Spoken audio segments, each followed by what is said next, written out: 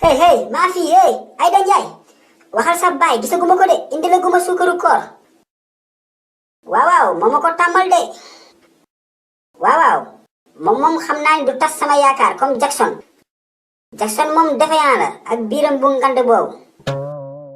Saliou mon fils xaaral ma ñëw xëppoo ndox waay nga gunge ma sa kër papa xaali ma doxantu ji talalaale sama tànk yi.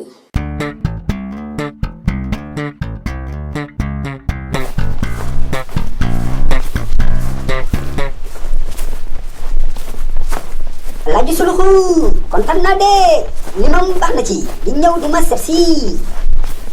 xaali yow sama doomu ndey nga t'inquiète pas léegi chaque 3 jours ma ñëw fi.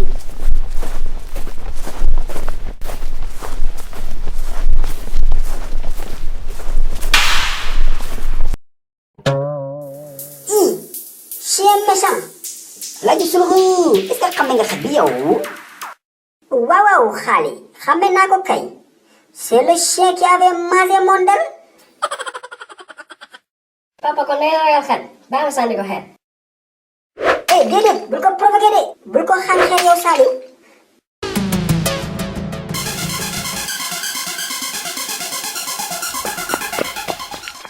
Saliou dangay daw bàyyi ma fi doo xaar sa baay.